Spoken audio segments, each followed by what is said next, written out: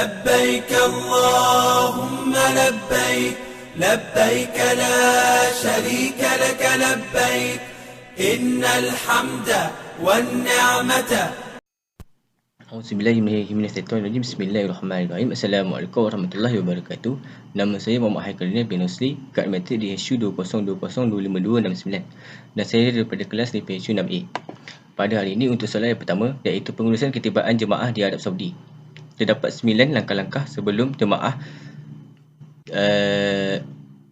ketika jemaah tiba di Arab Saudi. Iaitu yang pertama, sebaik saja kapal terbang yang dinaiki oleh para jemaah mendarat di lapangan terbang antarabangsa Jeddah yang bernama King Abdul Aziz. Seterusnya, jemaah haji akan menaiki bas untuk berada di Dewan Tiba. Yang ketiga, jemaah akan segera ke Dewan Tiba untuk berkumpul. Sebelum mereka menaiki bas, mereka harus berkumpul dulu di Dewan Tiba tersebut. Kemudian, jemaah akan disambut oleh petugas dan diberikan taklimat sebelum pelepasan bermula. Ketika jemaah sedang bersedia, imbasan beg akan dilakukan oleh pihak lapangan terbang untuk mengesanlah sama ada bawa sejenis barang-barang tajam ataupun perkara-perkara yang tidak okey. Untuk seterusnya, jemaah haji akan keluar dari bangunan terminal dan sejurus saja jemaah keluar daripada terminal, jemaah akan diperingatkan untuk menyerahkan pasport Malaysia antarabangsa atau nama singkatannya PMA kepada petugas semasa di dalam bas. Lalu pasport Malaysia antarabangsa tersebut PMA akan diserahkan kepada pihak yang bertugas iaitu mutawif semasa di dalam bas. Sewaktu ke akhir sekali, bagasi akan dihantar tepat ke penginapan yang dituju. Manakala untuk soalan yang kedua iaitu pengurusan penginapan jemaah di Tanah Suci, pihak tabung haji telah mengadakan satu sistem iaitu bernama sistem pengurusan kamar berkomputer yang dilaksanakan di Maktab Penginapan Kelolaan Lembaga Tabung Haji TH di Mekah, menjimatkan masa jemaah haji dalam menunggu sebelum ditempatkan di kamar masing-masing. Seterusnya, pihak TH akan menentukan kamar jemaah haji masing-masing 2 hari sebelum jemaah itu tiba di Mekah. Sebelum ini, jemaah haji terpaksa menunggu beberapa jam juga sehingga diberikan kamar penginapan masing-masing. Tetapi melalui sistem berkomputer ini, kamar jemaah itu ditentukan terlebih dahulu dan diuruskan dengan sistem berkomputer berbanding secara manual sebelum ini. Jadi, dengan sistem ini, kita jangka masa menunggu jemaah sebelum ditempatkan di bilik itu dapat dipendekkan sehingga kira-kira 30 minit. Bagi musim haji tahun ini, TH menyediakan sebanyak 62 penerbangan sewa khas yang akan membawa jemaah hingga 4 Ogos depan. Di pusat pemerintahan Maktab pula, pihak TH bertanggungjawab memberi kebajikan kepada jemaah haji, beri bimbingan ibadah dan jemaah dinasihatkan mengikuti kuliah bimbingan, disediakan bimbingan guru tabung haji. Selain itu juga disediakan khidmat kaunseling dan makan minum.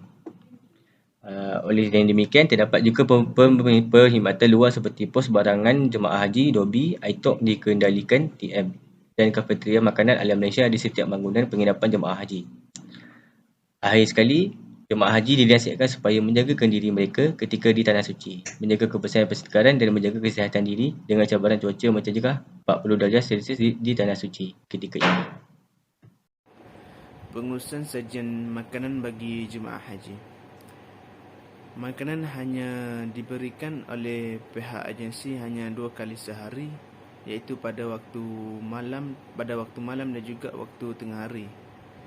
Dan kami tidak menyediakan makan pagi kerana di Mekah dan jemaah haji akan membeli sendiri makanan pagi untuk mereka breakfast.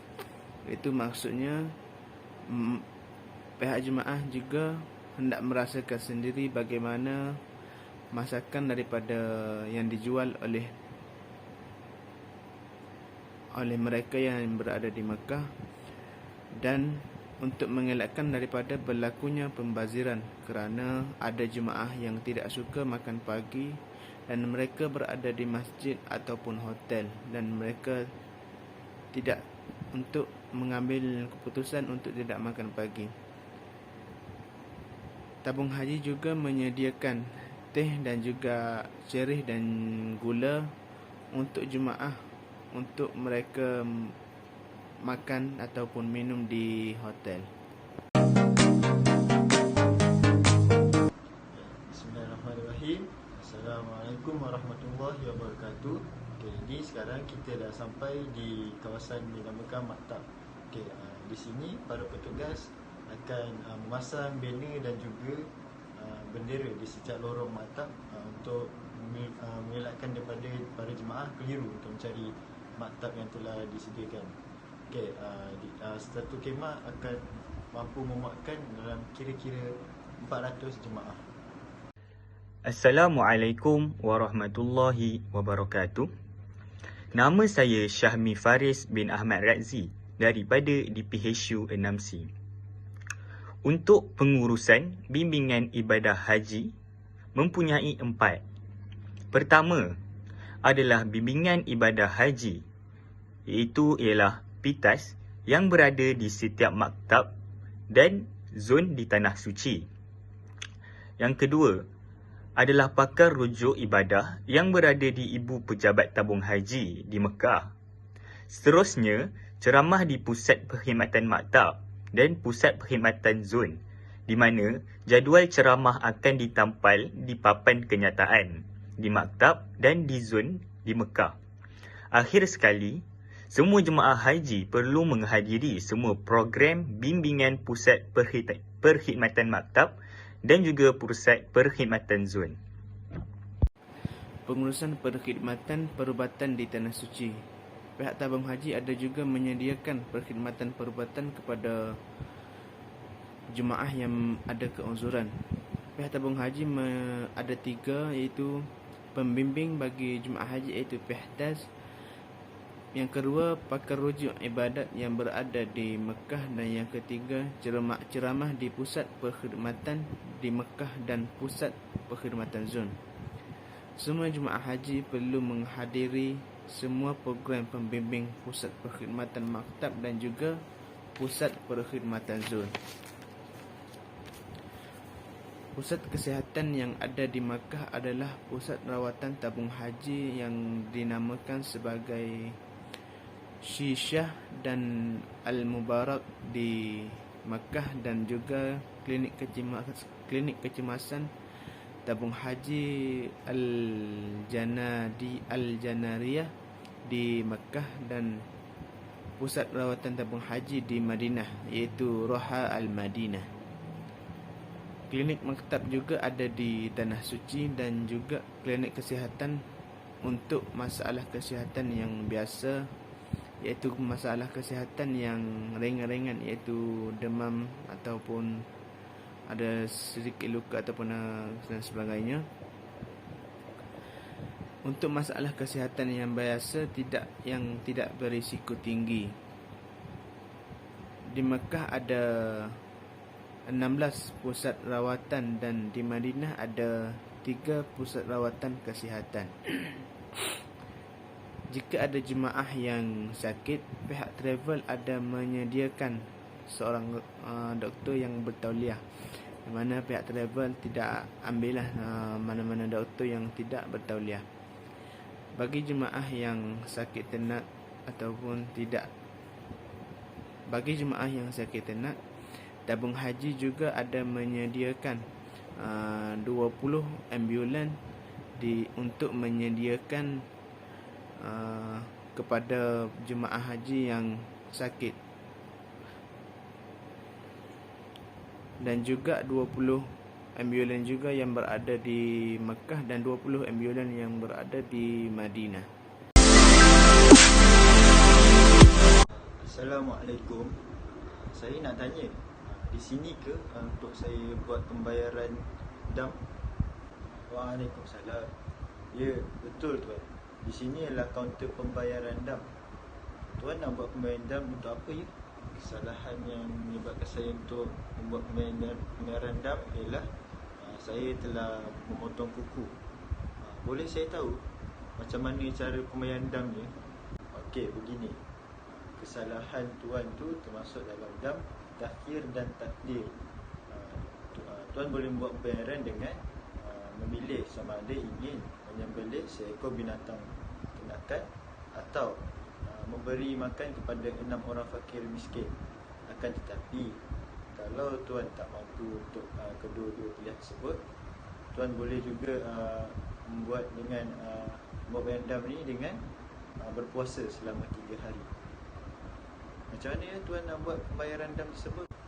Kalau begitu, saya memilih untuk membuat pembayaran dam dengan menyembelih seekor binatang ternakan. Saya akan membuat pembayaran secara debit, harga dengan harga, dan macam mana saya tahu yang sembelihan tu telah berlaku. Kalau begitu tuan, tuan perlulah membuat pembayaran sebanyak 490 rial Saudi, kira-kira dalam RM563.30 sen. Dan bukti sembelihan tersebut berlaku, kami akan membuat rakaman video dan hantar kepada tuan. Okey, itu saja. Terima kasih. Okey, baik, sama-sama. Pengurusan perkhidmatan pihak ketiga. Perkhidmatan luar juga disediakan oleh tabung haji bagi memudahkan pengurusan jemaah haji. Pengurusan perkhidmatan yang disediakan oleh tabung haji adalah seperti kenderaan, ziarah, pos laju Malaysia, kemudahan komunikasi, dobi dan lain-lain. Labbaik Allahumma labbaik, labbaik la syarika lak labbaik, innal hamda wan ni'mata lak wal mulk la syarika lak. Labbaik Allahumma labbaik, labbaik la syarika lak labbaik, innal hamda wan ni'mata lak wal mulk. Assalamualaikum warahmatullahi wabarakatuh. Nama saya Abdul Muhaimin bin Muhammad Sulaimah. Saya dari kelas DPHU 6A. Saya akan teruskan dengan pengurusan keberangkatan pulang. Pergerakan jemaah haji terus dari bangunan penginapan jemaah haji. Para jemaah ni akan menerima notis terlebih dahulu dalam masa 5 hingga 6 hari sebelum keberangkatan pulang ke tanah ayah, ke Malaysia kan orang cakap kan. Notis ni diberi terlebih dahulu sebab kita tak nak para jemaah ni orang kata tergapa-gapa nanti kan. Sebab kita tak nak nanti hari nak balik tu ada yang tak sempat kemas barang lah, barang hilang lah apa semua. So kita tak nak perkara macam tu jadi. So notis akan diberikan awal. Lah supaya orang kata benda yang tak diinginkan berlaku. Lepas tu seterusnya taklimat perjalanan akan diberikan, tiket akan diberikan dan juga bagasi akan ditimbang 5 hari sebelum berlepas. Pada hari keberangkatan pulang, proses pengambilan bagasi dan terus ke kabin pesawat. Lepas tu, jemaah pula akan bertolak ke terminal sebelum berlepas. Setibanya di terminal, jemaah ni akan disambut oleh petugas tabung haji dan dibawa ke tempat rehat. Kat sini, jemaah ni kena peka dengan arahan petugas sebab kita tak nak ada yang jemaah ada yang sesat lah apa semua kan. So selepas pemeriksaan imigresen dan keselamatan, para jemaah ni akan menaiki pesawat dan berangkat pulang lah. So nak cakap kat sini, lepas siap semua pemeriksaan tu, para jemaah ni akan berangkat balik lah ke rumah diorang masing-masing ke Malaysia. So itu saja daripada saya. Sekian, wabillahi taufiq wal hidayah. Assalamualaikum warahmatullahi wabarakatuh. Terima kasih.